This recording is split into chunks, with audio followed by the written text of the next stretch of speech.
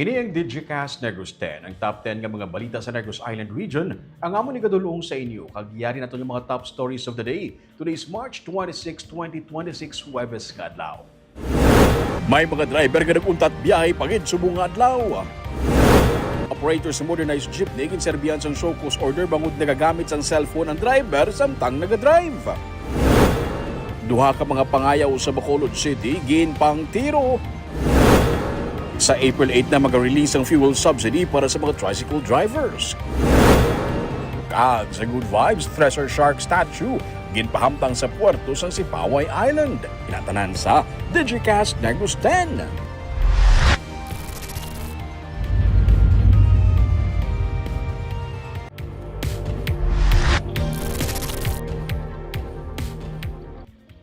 Sa number 10, operators ng modernized jeepney sa Bacolod City ang ginapanaugan sang show cause order matapos makuhaan sa video ang driver na nagagamit sang cellphone samtang nagadala sang salakyan.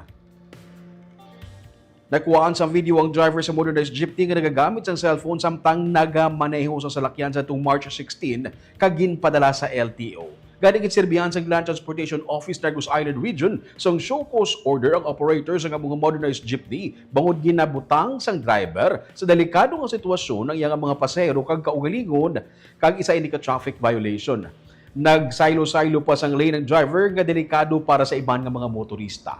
Wala ang driver pero ang HR sa kumpanya nagbaton sang show cause order para sa iya. Suno sa LTO, magaserbi ini kuntani nga paandam sa mga operators kag drivers nga sundo ng traffic laws para man sa proteksyon sang kabuhi sa mga tawo sa dalanon.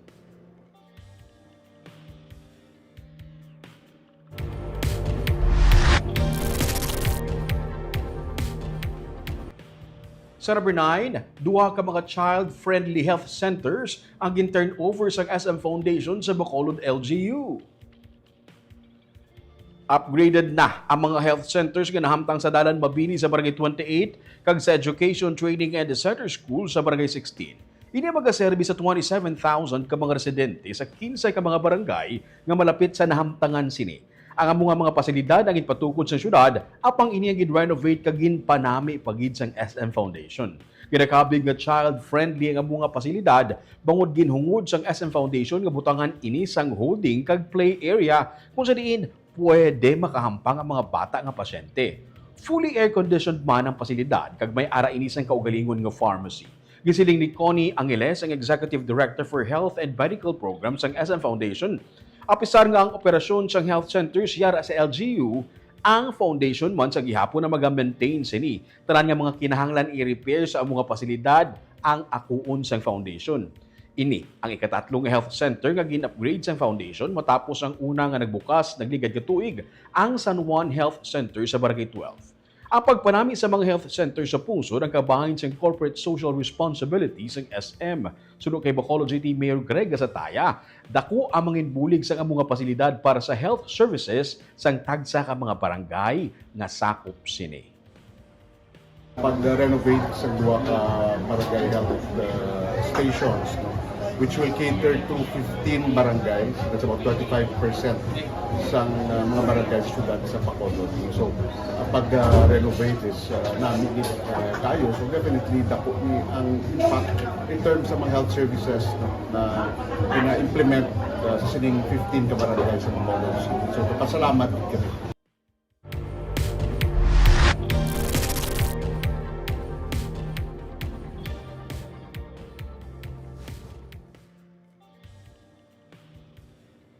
Sa number 8, apat ka mga illegal structures sa Nara Street sa Barangay Villamonte sa Bacolod City. Ginpang guba. Ginpang demolish sang City Legal Office Enforcement Team ang ini mga structures ng kahapon. Lakip sa mga gidemolish ang mga extensions sang 3 ka balay kag isa ka tiyanggi nga nagabalabag sa higad sang dalan. Ang mga tag-iya sang among mga struktura nagapabilin sa gihapon sa among lugar bisan pa nga gipasaylo na sila sa relocation site sa araw sang syudad sa nagligad nga tuig. Nibaluan man sang CLO nga ang mga duta nga ginhatag sa ila sa relocation site ang ginhatag Manila sa ilang mga pamilya. Suno kay Levi Pangge, ang pamuno sa City Legal Office Enforcement Team, may pila Gihapon ka mga residente nga wala o kung wala maghalin sa lugar. Ginusisa naman sang CLO ang isa ka residente nga nagsiling kamay ara siya sang titulo sang duta sa among lugar. Dugang sini, gindagdagan naman sang notice sa mga baligyaan nga nahamtang sa North kag South Capitol Road. Inibangod may pila na sila ka mga o kung may pila sa ila nga nagpatukod man sang permanent nga mga istruktura nga ginadumilian sa syudad. Siling ni Pangge, pasugtan Manila ang mga nagabaligya sa lugar pero kinahanglan nga movable ang mga ini kag hindi pwede ang pagpatukod sang permanent structure.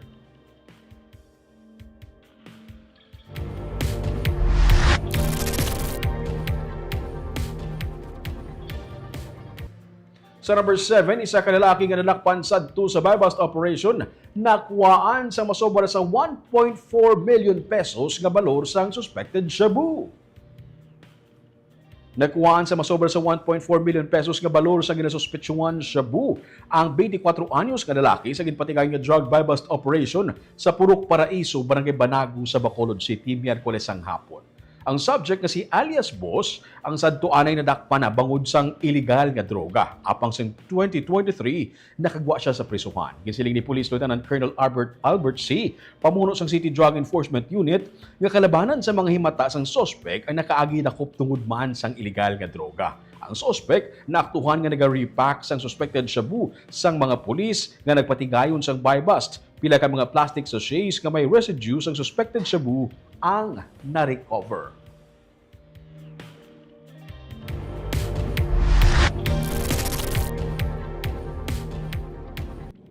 Sa number 6, isa ka lalaki ang ginpatay sang iyang mangud sa Sagay City, bangod sang away sa duta. Nagainom-inom ang mag-utod kaupo ng ilang mga tupad-balay sa Purok Ipil-Ipil, Barangay Bulanon, Sagay City, Miyerkules ang gabi. Nagawa sa investigasyon sa pulis nga naglalisay ang mag-utod nga sanay alias Jovan, 33 anyos, kag alias Dodong, 42 anyos, bangod sa porsyon sang duta sa area sang Banwa sang Tuboso. Naglala ang pagsabtanay sang ginsumbag ni Jovan ng iyang magulang. Nagkuha sang sundang si Dodong sa iyabalay kag ginbuno ang iyang manghod. Nagtingwa ang malagyo ang manghod apang padayon siya kag ginlagas ang iyang magulang kag makapila ka beses kag ginbuno. Ginakop sa mga tanod ng sospek samtang gindala sa ospital ang biktima ugaling napatay.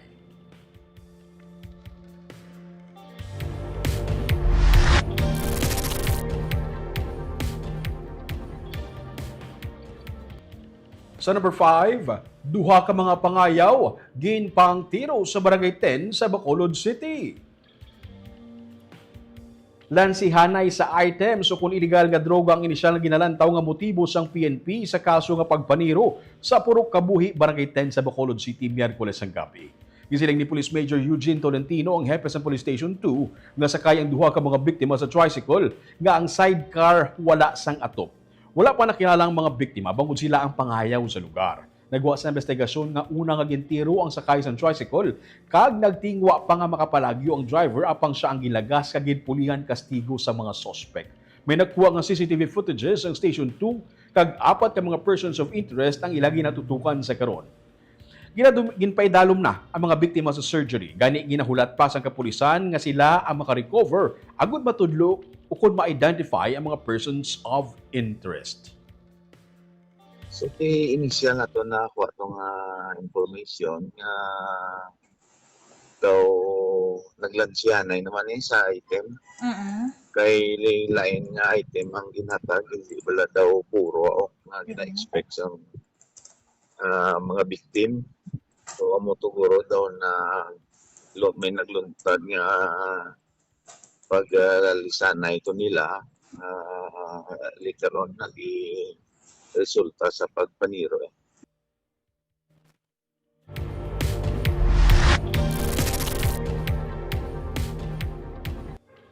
Sa number 4, mangin sarado ang mga talatapan sang COMELEC sa tanan nga Lunes sa bulan sang Abril. Ginsilin ni Commission on Elections Director Lionel Marco Castellano, Huwebes sa nagpagwa sang unbanked resolution ng COMELEC kung saan namando ang pagsira sa mga COMELEC offices sa Abril 6, 13, 20 kag 27 bilang suporta sa national policy angot sa energy conservation. Kani wala sang voter registration o certification nga ma-process sa mga inadlaw. Suno kay Castellano, Martes tubtub Sabado ang regular nga operations ng COMELEC Ginpahayag ni Castellano nga nalampuwasan na sa COMELEC ang ginalauman sini nga kanamuon nga magparehistro para sa barangay kag SK elections. Sa bilog nga pungsod, may 3.5 million na sa karon ang tigayon nga naka-apply para sa voters registration. Tubtub pa sa Mayo 18 ang registration, gani may kahigayunan pa sa gihapon ang mga wala makaparehistro.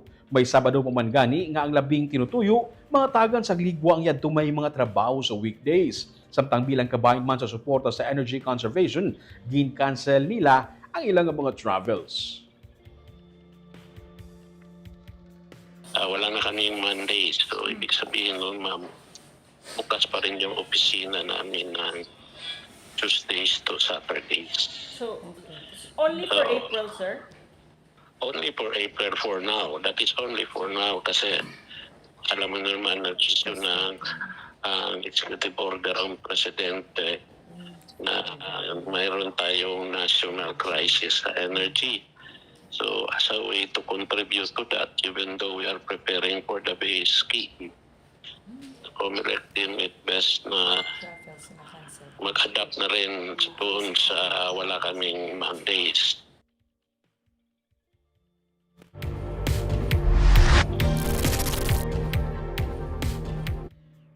Sa number 3, nagpositibo sa amoebiasis ang pamilya nga taga-Sangkang Airport nga damlag pagin siling nga nagkalahilo matapos magkaon sang shellfish.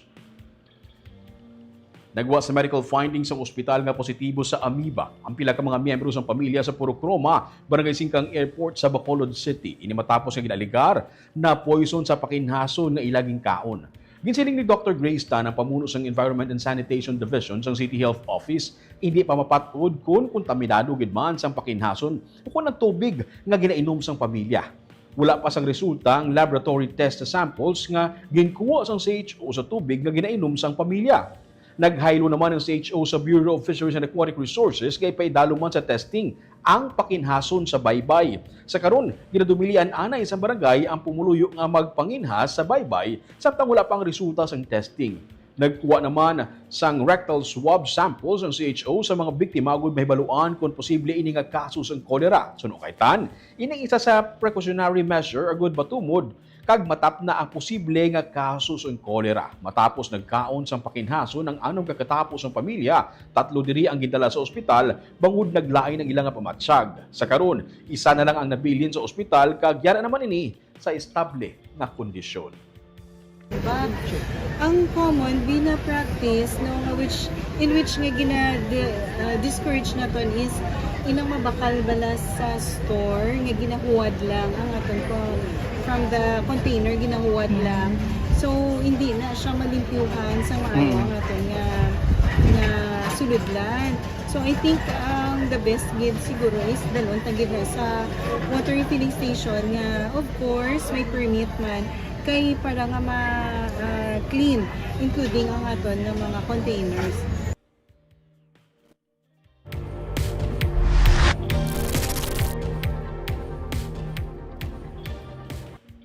Sa number 2, sa April 8 na mag-release sang fuel subsidy ang DSWD sa Negros Island Region para sa mga tricycle drivers nga katapo sang TODA. 48,000 ka-tricycle drivers ang nalakip sa listahan sa Department of Social Welfare and Development NIR nga magabatong sing tig 5,000 pesos sa idalom sang individuals to crisis situation o kon AX. Suma total, 240 million pesos ang pondo nga iga-release. Suno kay DSWD NIR Director Arwin Razo. Ang mga magabaton ang gikan sa 22 ka mga LGU nga nagalakip sang 19 ka mga syudad sa Negros Occidental kag Oriental. Dalaman sa 22 ang mga banwas ang Ibi Magalona, Pulupandan kag Murcia kag ginakabig kabahin sang Metro Bacolod. Suno kay Razo gikan mismo sa 22 ka mga LGU ang listahan sandigman sa ila nahatagan sang franchise o kung permits gikan sa Business Permits and License Office. Ang papel sa DSWD suno sa kay Razo ang mag-distribute. Ang driver's license na lamang sa mga drivers nga katapos ang TODA ang kinahanglan para sa mga nalakip sa listahan. Suno kay Razo, luyag nila ipasiguro nga wala man sang duplication sa claims kag para malikawan man ang mga maapektuhan ang biyahe sa mga tricycle drivers mahimo nga batch by batch ang claiming sang subsidy. So 48,000 will be providing them 5,000 each. So that's about 240 million. So the schedule would be from April 10, gagawin na natin siyang April 8. Simultaneous yung pag-conduct natin ito ng distribution in the 22 LGUs.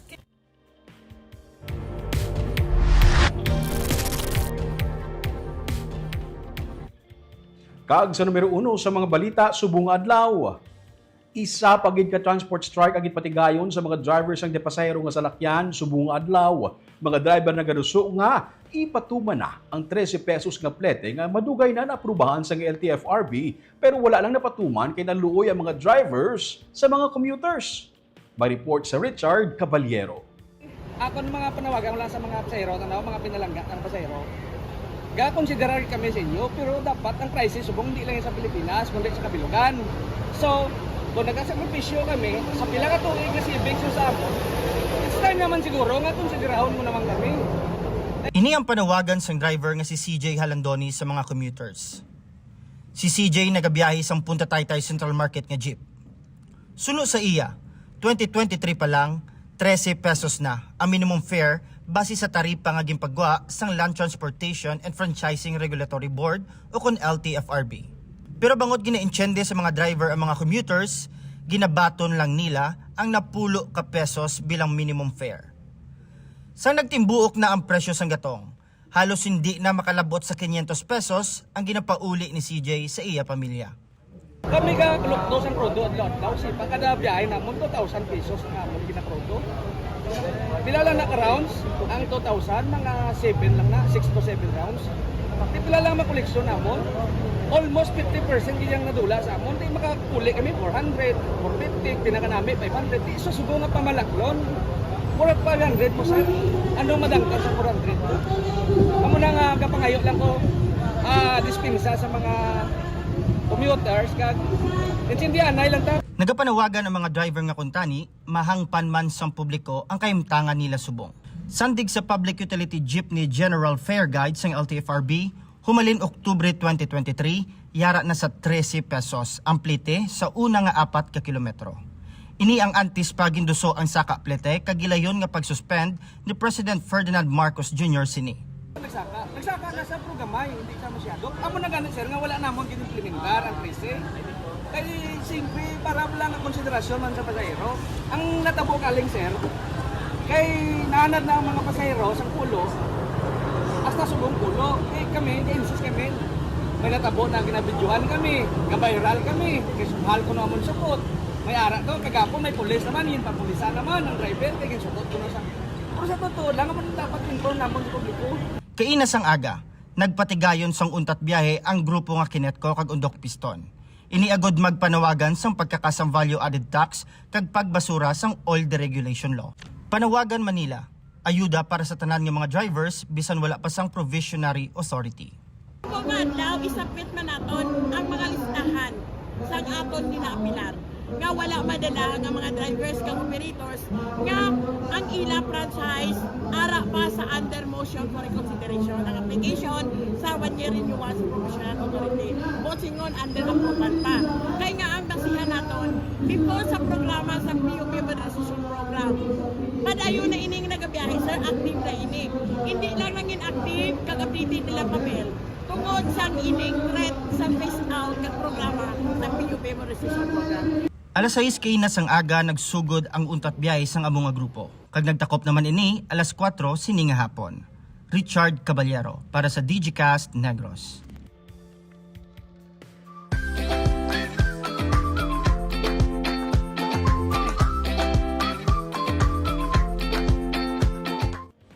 Kag sa good vibes, estatwa sa mga thresher sharks, ginpahamtang sa dulungkaan sa mga pump boat sa Sipaway Island sa San Carlos City. Ini bilang palatandaan nga sarang makitaan sa baybayon sa mga islang ini nga mga species ng sharks. Yaring report.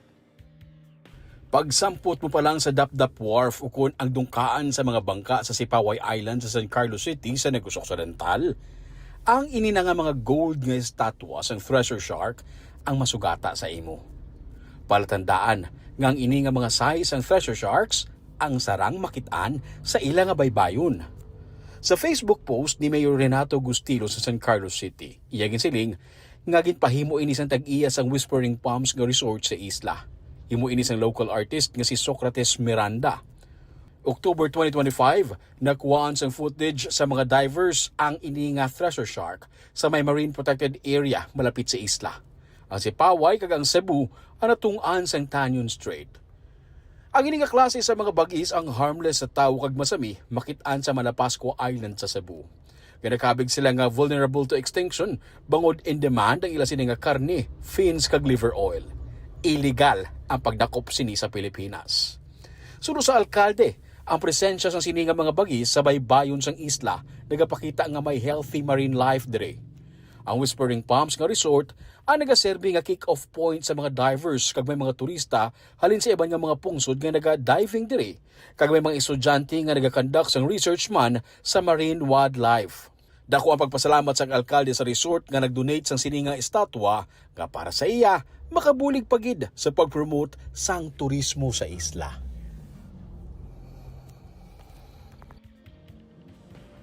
Shout out anay sa ating nga live viewers sa buong hapon, si Ma'am Jocelyn Luquero. Good afternoon, DJcast team watching live from Hong Kong. Si Search Village Community. Hello everyone. Can we have a shout out to our beloved Search staffs? Shout out sa inyong mga staff dira. Si Avon Castroverde watching from Singapore. Si Lindol Sumio Maing Hapon Negros. Si Chona Evangelista Caredo Maing Hapon, DJcast Negros watching from Singapore. Si Jessery Garucha Hivero Maing Hapon sa Ruming, always watching from Saraet, Himamaylan City. Happy Thursday and God bless everyone.